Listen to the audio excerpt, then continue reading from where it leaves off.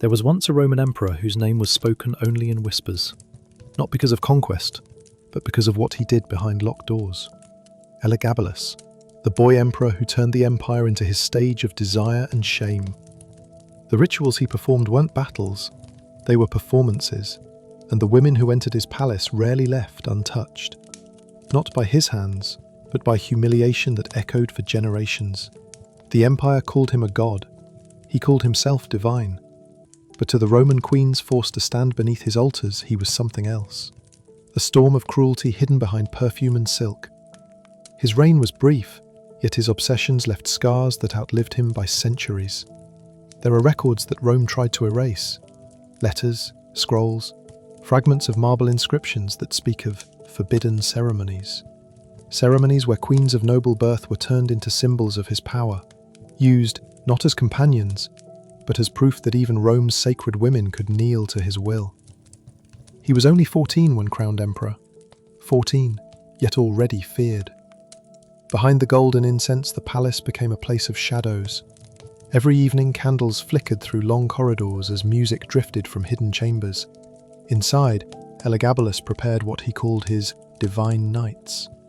He would summon women of rank, priestesses, even wives of senators, ordering them to take part in what he named rites of union. But these were no holy rituals. They were acts meant to degrade, to make Rome's women tremble, not from awe, but from fear.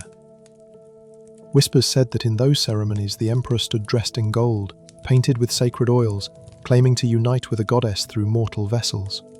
He believed himself chosen by the sun, destined to blur the line between divinity and desire. And each ritual began the same way. A queen would be led into the temple of Elagabalus, surrounded by the emperor's priests, while drums echoed like distant thunder. For her, it was not worship, it was endurance. Every motion was a performance for his satisfaction, every gesture a symbol of her submission before a child who called himself God. The empire watched in silence. Those who spoke vanished. Even historians centuries later would struggle to separate myth from memory, because so many records were deliberately burned. But the fragments that remain, the testimonies whispered by servants, the notes of Roman chroniclers who risked death, reveal enough to see the pattern. Women of rank were not just victims, they were instruments of his spectacle. To Elagabalus, queens were mirrors, reflections of Rome's pride that he could shatter to prove his own power. And the more the city resisted him, the more extravagant his rituals became. What truly terrified Rome was not the emperor's youth or madness. It was that his humiliation of noble women was publicly celebrated as divine ceremony. Every act was justified as religion. Every cry of shame echoed as prayer. And the empire, desperate to keep its illusion of grandeur, allowed it.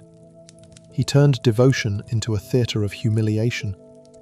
And those who once wore crowns found themselves kneeling before an emperor who believed he could rewrite morality itself.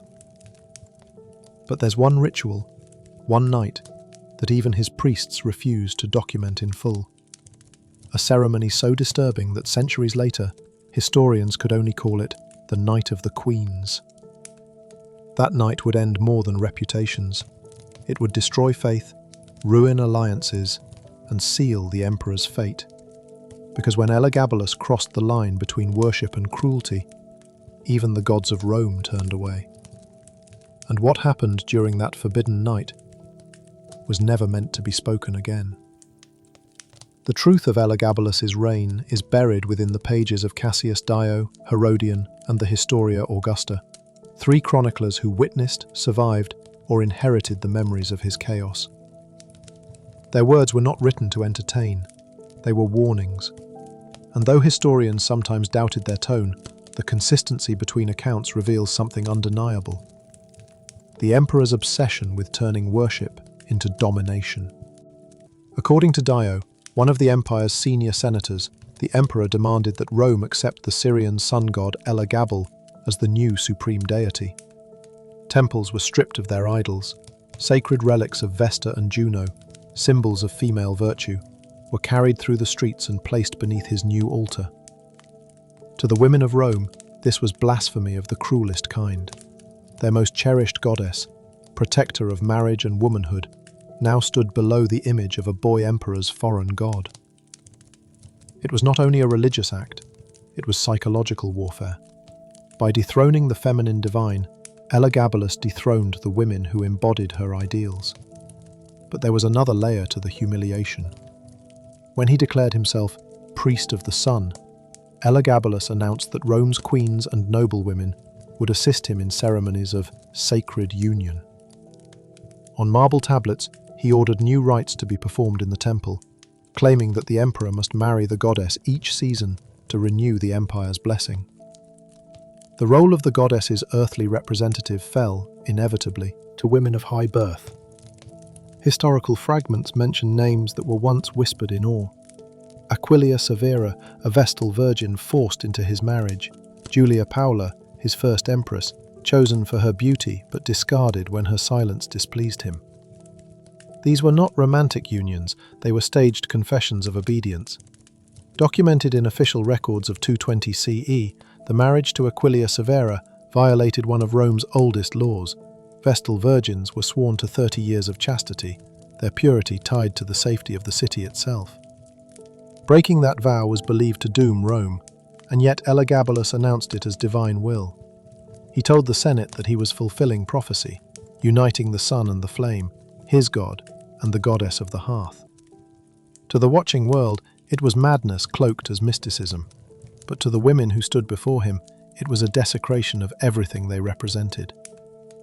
Imagine Aquilia Severa, trained from childhood to guard Rome's sacred fire, standing in robes of white, her faith her armor. Then imagine her wedding day, when the emperor tore that symbol from her and declared her body a conduit for his god. For her, it was not ceremony, it was erasure. Historians suggest she never spoke publicly again. Some say she was confined to a private villa, others that she vanished during the purges following his death. Her silence remains the most haunting testimony of all. Eyewitness accounts confirm the emperor's temple rituals blurred every moral line. Herodian describes nights when noblewomen were ordered to dance before the altar, their gestures choreographed by foreign priests. These rituals were framed as devotion, but they symbolized the emperor's power over Rome's women, a living emblem that he alone dictated what was sacred. Even the coins minted during those years echo the same theme. One depicts Elagabalus crowned by a goddess, yet beneath the engraving, the Latin inscription places his name above hers, an intentional inversion, carved into metal, seen by every citizen who touched it. He wanted the empire to remember that its queens, goddesses and mothers now served beneath him.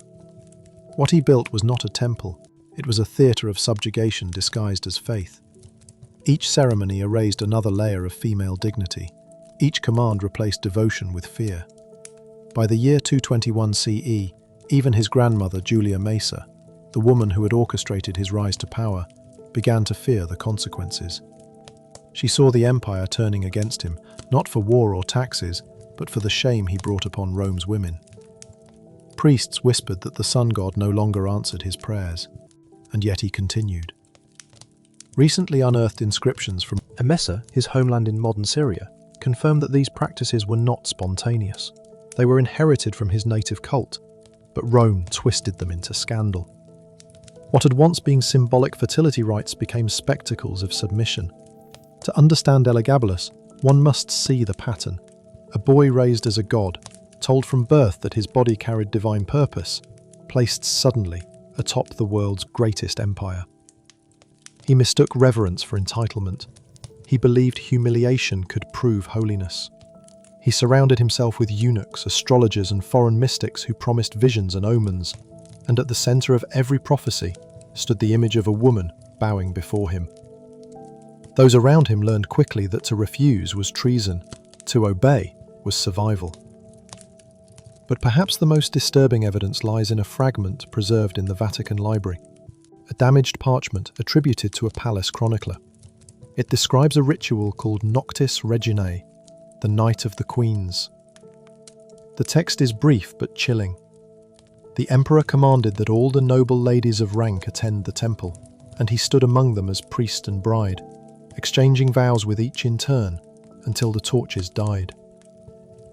No names are listed, no witness dared, But the author adds one final line. And thus was Rome made silent.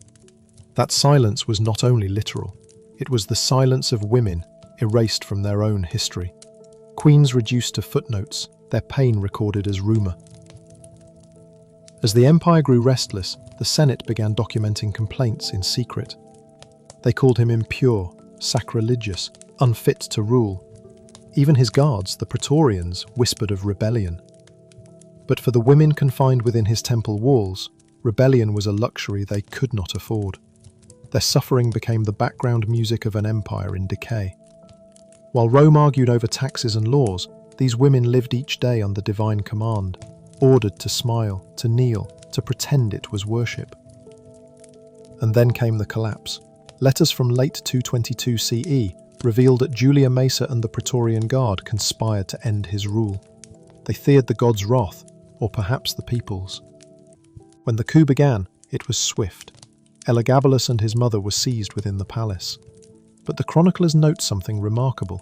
Many of the women who had served as his ceremonial partners were quietly freed that night. Some vanished into anonymity. Others fled Rome entirely. Their names are lost, but their absence remains. Every historian who studies Elagabalus feels it, the quiet void where their stories should have been. When his body was dragged through the streets and thrown into the Tiber, the city celebrated. But among the women of Rome there was no joy, only relief laced with guilt.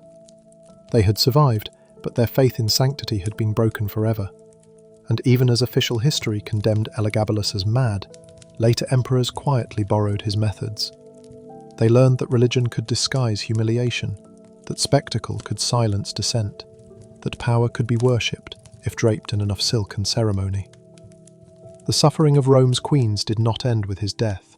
It became tradition's unspoken ghost, haunting every coronation, every wedding, every vow of purity that followed. Each ritual reminded Rome's women of what it meant when the divine became male, and the sacred female was turned into ornament.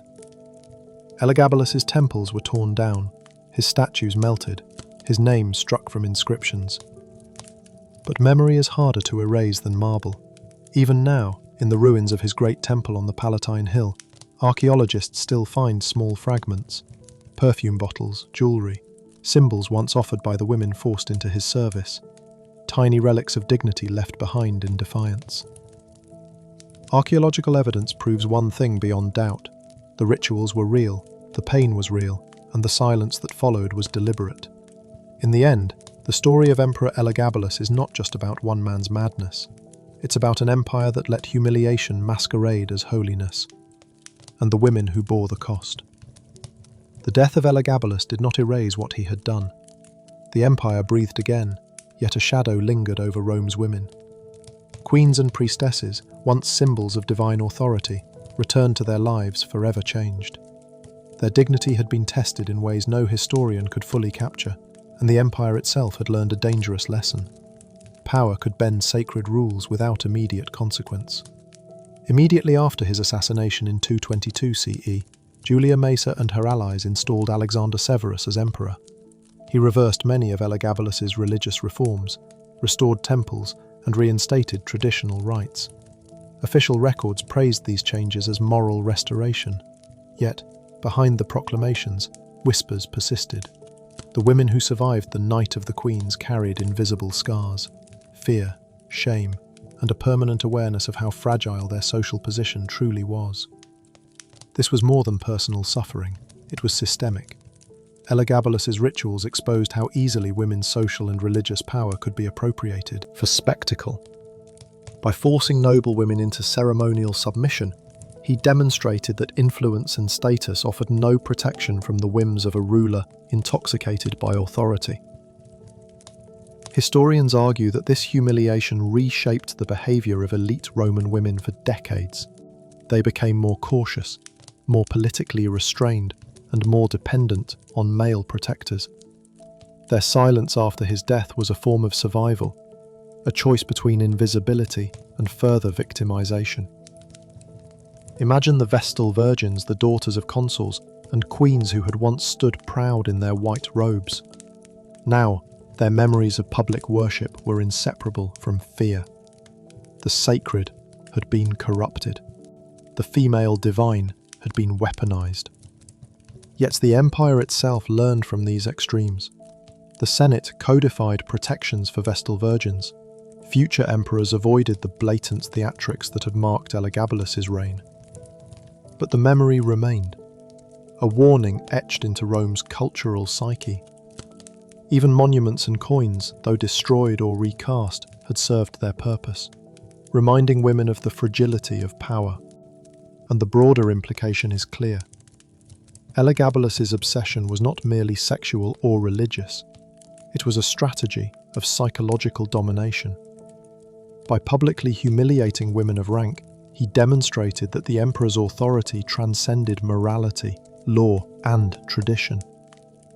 This forced the empire to redefine the boundaries of female influence, silently, permanently. Modern parallels emerge in subtle ways. Across history, regimes and rulers have used spectacle to control women, to convert authority into fear and obedience into theatre. The women of Rome were among the first documented victims of a strategy that would recur over centuries. Their stories, partially hidden, partially destroyed, remind us that power without restraint devastates not only individuals, but entire societal structures. Archaeologists studying the Palatine Hill note fragments of jewellery, perfume containers, and temple offerings, remnants of those who endured Elagabalus's rituals. These artifacts are more than relics. They are evidence that suffering leaves traces, even when official records attempt to erase it. And so the legacy of Elagabalus is paradoxical. He is remembered as mad, yet he was methodical. He is infamous for scandal, yet he exposed vulnerabilities no historian had fully understood. Above all, his reign illuminates a painful truth. Women, even at the highest ranks, could be stripped of agency in the name of devotion and spectacle. This is why we study him, why we remember. Because in understanding the suffering of Rome's queens, we glimpse the enduring fragility of power and the resilience of those who survive it. Elagabalus is gone, yet the echoes of his palace remain. Each whispered account, every fragmented parchment, every archaeological artifact tells us that humiliation can be weaponized, that history remembers victims even when it forgets names. And the women who endured the Night of the Queens remain silent teachers, lessons in dignity, endurance, and the cost of unchecked authority. When we confront their stories, we see a pattern. Societies often glorify rulers, but it is the women behind the scenes who pay the hidden price. Elagabalus's rituals were exceptional only in their scale. The method, turning devotion into performance and power into subjugation, has echoed through every empire that followed. So, as we walk among the ruins of Rome, we remember not only a boy emperor obsessed with divinity and control, but the women who bore the cost. Their courage, their silence, their survival, these are the true legacies of his reign. And perhaps the greatest lesson is this: history often celebrates the powerful, but the deepest truths lie in the stories of those who endured. Rome's queens endured. They survived. They witnessed what it meant when devotion became cruelty. And though centuries have passed, their silent testimony continues to speak. If Elagabalus taught us anything, it is this: unchecked ambition can desecrate the sacred. But even in the darkest ceremonies, the human spirit, especially that of women forced to witness history in its most cruel form, can outlast tyranny. So the next time you hear the name Elagabalus, remember, the emperor may be gone, the temples destroyed, but the echoes of his rituals linger.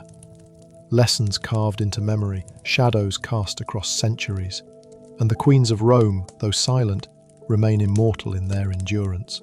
What other secrets did the walls of the Palatine whisper, never recorded, never remembered? Perhaps some truths are meant only for those who listen closely.